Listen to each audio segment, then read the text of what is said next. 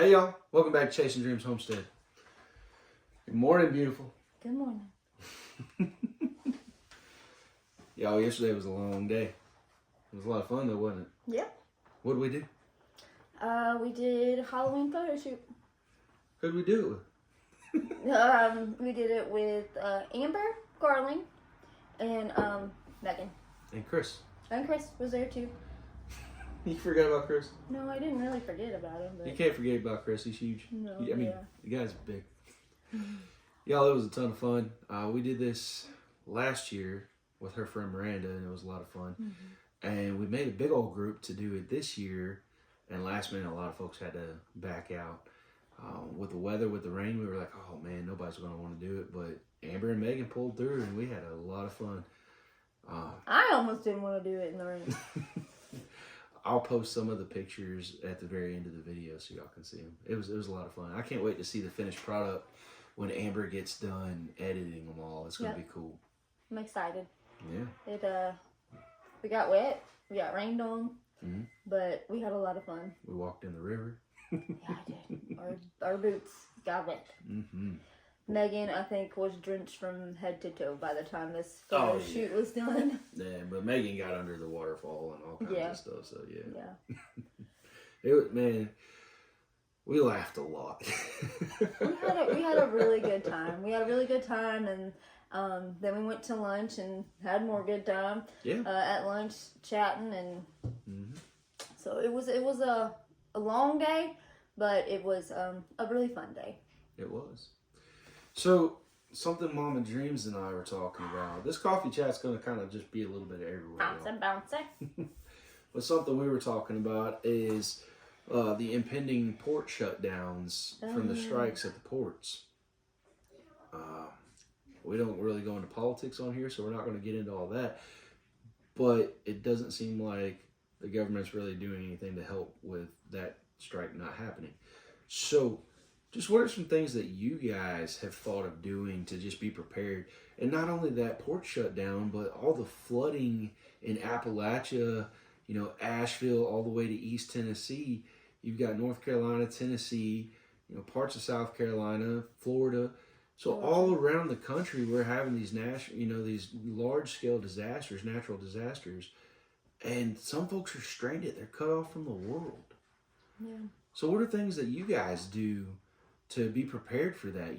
Extended power outages, inability to get out to the store and get more supplies. Like, are you thinking of that? Are you taking care of your family and being prepared for those situations? We are not. We were doing pretty good. I wouldn't call us preppers. I don't know why that has a negative term to it, though. I really don't know the connotation to prepper being negative, but we weren't really preppers per se. We were just trying to be, ready for hiccups that come along. We all saw under the shutdown like how hard it was to get toilet paper. So we were doing really good. We had I would say almost 3 years of food, dry food and canned food in our garage before our garage fire last November. This year with the raw land, we didn't really get to grow a big garden like we wanted to. No. We've not really been able to preserve as much as we want to. So stuff like this is kind of scary for us, because we have kids that depend on us. I got meat, that's about it. And no, it's not like put up, obviously. Right. It's living at the moment. But that's about all we have to rely on, really. Yeah. No vegetables. So when I hike, I like to take life straws with me in case I run out of water, because those are really, really good filters that you can use. And I saw that Life Straw has what they call the community filter. And I really want to get it, but it's like a $400 purchase. But that Amazon wish list. It is in the wish list. But that community filter is supposed to be able to filter enough water for a whole community for 2 years. So imagine how long that would do for just our family. I'm just curious how that works. Like how that would... So like you have... I don't know. Please disregard me. You like how it filters that much water? Yeah, I guess. Because of the sheer size of this filter. The Life Straw is that little bitty thing, and they can do like 25,000 gallons, I think, is what the one little Life Straw can do. So imagine one that's like way bigger. Okay, I understand. So it's got more capacity that it can filter. Okay, I get you. Yeah, So I and think our one on the counter lasts 3 months. Oh yeah, that little filter. But that filter is not a filter that you want to run water through that's got parasites or any kind of fungus or dirt or any of that really. Right. We just use that to filter our tap water. Tap water. Yeah. Yeah. So, that's a huge thing to think about. And that's a big, expensive purchase that I would like to make, but we just haven't been able to pull the trigger. But I'm not going to lie, guys. Like, seeing all these natural disasters and how much it's catching people off guard has really helped me not want to be as complacent. So it's pushing me towards saving my pennies and getting a home filter system like that we can rely on, because we could take water from the creek, water from our pond. By the way, the pond last night when I was doing the chores was like almost full. What? Yeah. I haven't been to the property since all this rain, but yeah, you'll have to see it the day after church. But yeah, the rain has like almost filled the pond up, so that's awesome. So we have that water source though, but we don't have a lot of food. We're not gonna starve, but we'll make do. We'll be on a carnivore diet for a while, like she said. We'll be eating a whole lot of meat. So I don't know. That's just something on our minds. That's life has a way of bringing things to the forefront of your priorities when you didn't think it was going to be a priority right away. And all the crazy natural disasters has really like brought that back to my attention. Yeah. We had piglets. We had Hurricane Helene piglets. I knew it was gonna happen. I was hoping it wouldn't. So we had piglets a week before, and I was like, because obviously we weren't expecting the hurricane. Yeah, curly. They're good. They're strong little piglets. Those little things are running around, wrestling each other. They do what they want to do at the property. Find their mama while she's eating, they're eating, and then off they go. Right. Then Macy had hers, and she came up to eat, and I was like, oh, her belly is empty. So we had piglets somewhere. So it was a good thing she had them the day before. Everything got wonky, and we were able to move them to a secure area. She actually had them the night that the storms rolled in. Yeah. It wasn't even the day before, because we were like, we got to get her set up. It's going to be storming at 9. Yeah, Thursday or Friday. Whenever I was like, let's get the huts moved or whatever, because we opened the gate to where Sophie's horses, to let them in there if they wanted to, and let Harriet decide where she wanted to hunker down. She's been staying with the animals. But yeah, and they're cute as can be, little cutie coonies. I think Tootsie should be having her soon. Yep. And that should be it until winter time. Yeah, then we've got some IPP piglets coming. Not excited about winter piglets. Was really hoping we wouldn't have any this year, because we're not quite set up at the property for winter piglets. But that's okay. We'll get those gals loaded up probably a month before they're due. Probably in about November. We'll bring them back home and get them squared up in the barn where the piglets will be good to go. Yep. It's a muddy mess here. We did not have damage. Thankfully. The wind was not as crazy as I thought. My kids went to school Friday. They stayed there all day. I think our area was the only area that did not cancel school. The 3 schools out here did not cancel school. Mind you, my kids are out Tuesday, then they go on fall break, so their principal is like... Our kids have a short fall break compared to some other schools around here. My buddy was telling me his kids are out for 2 weeks. Our kids are out for a couple days. No, ours is out for a whole week. Is it a whole week? 1 week is all they get here. Now in Carolina, they get no fall breaks. Like, I've never had a fall break. I just had spring break and summer break. So moving here and the kids get a fall break, I'm like, I'm jelly. But no, so they'll be on fall break. Genesis has volleyball, all fall break. So good thing we didn't plan anything. Yeah. But then she'll be done, and then Sophie Lynn's up. But basketball season is coming, y'all. I'm excited. Yeah. To see what she does this year.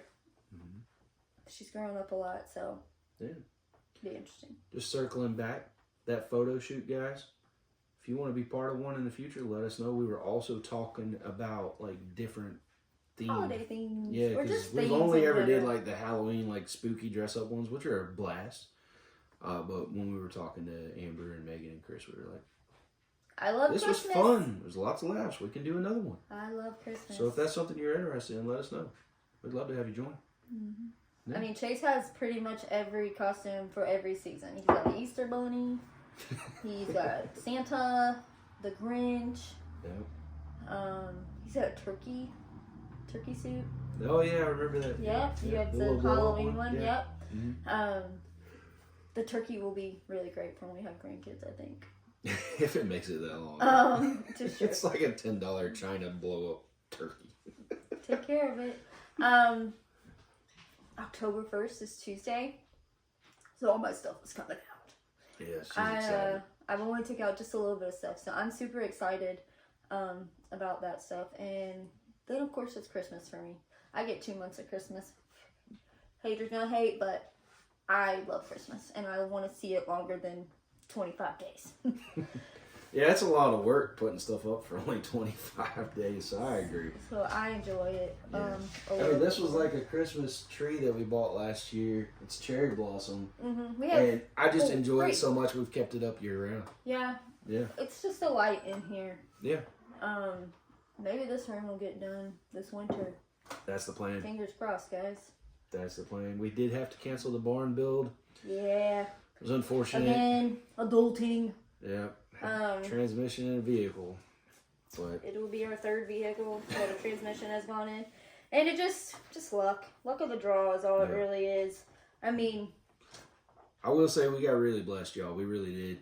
We bought it from our neighbor, and we know like how much of a perfectionist he is. Russell is just on top of his property. The man literally mows his grass twice in one day.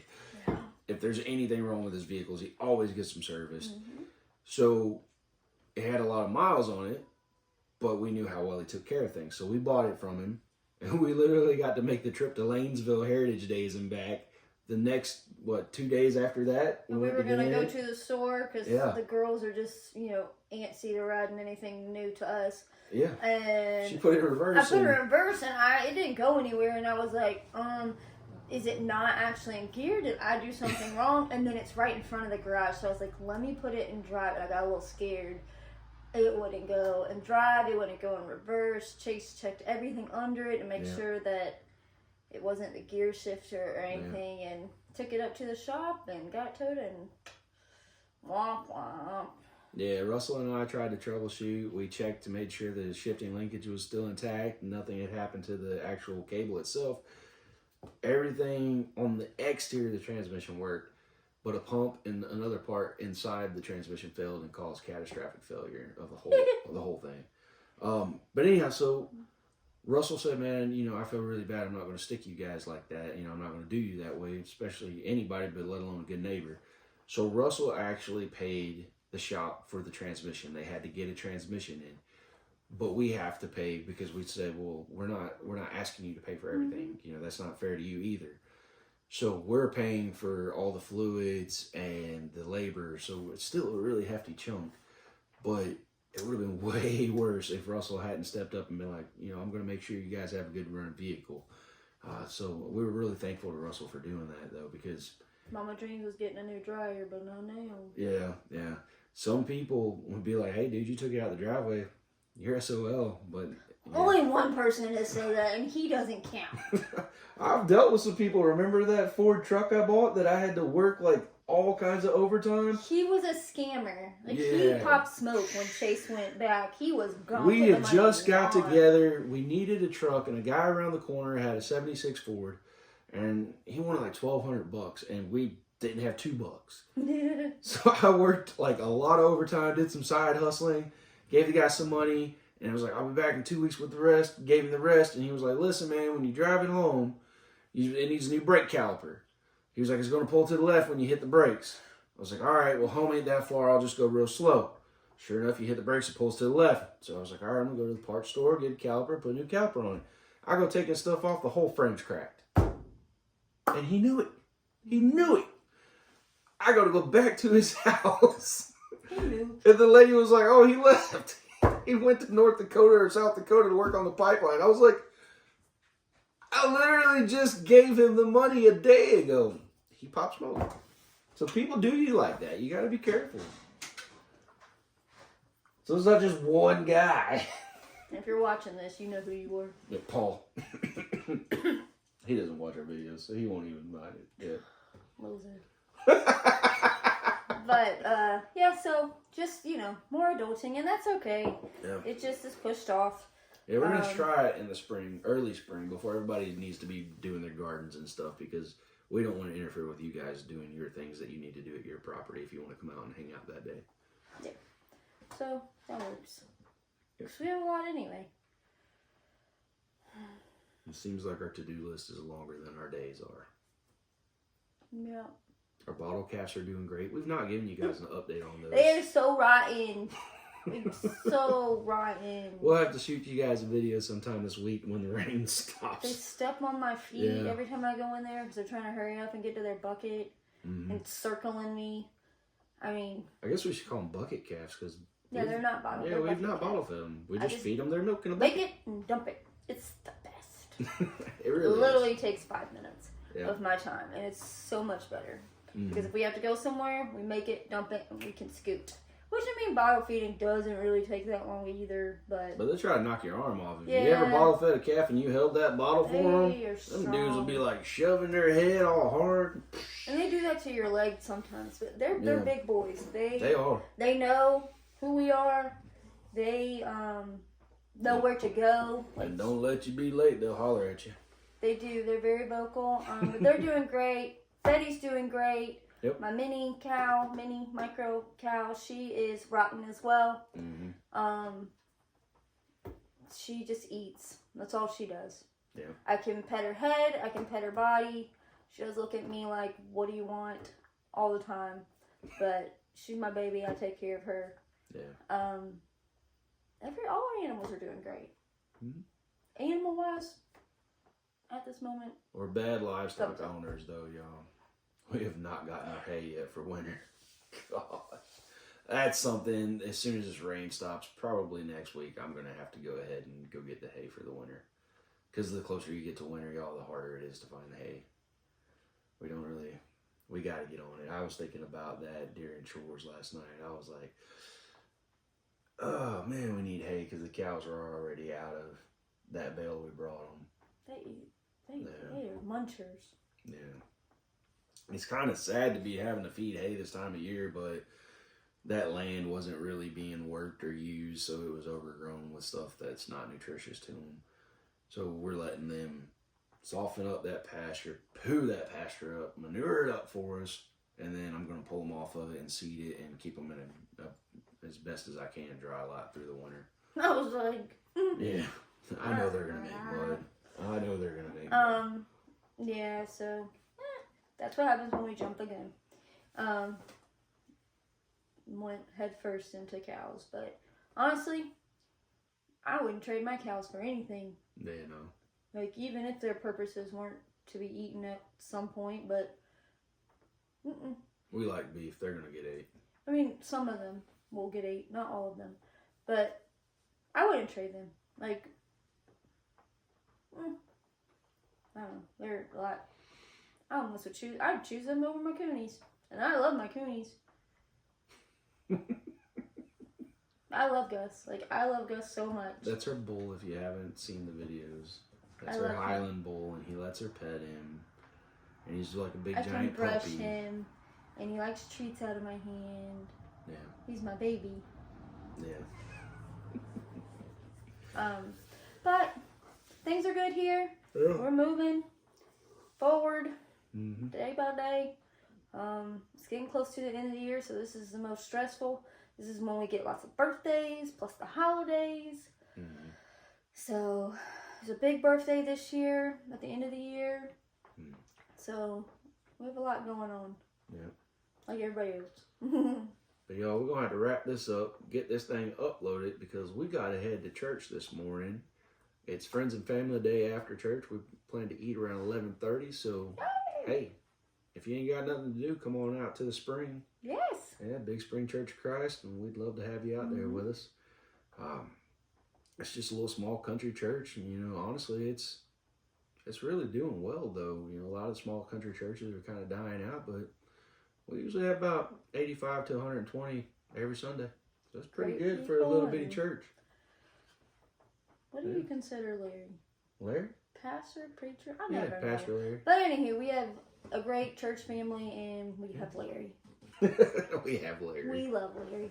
Larry's a really good pastor at just breaking it down like really simple for you. Yeah. And he's able to plug in real life scenarios and stories to help you understand the scripture as he's feeding you the scripture as well. But he also likes the congregation to interact too.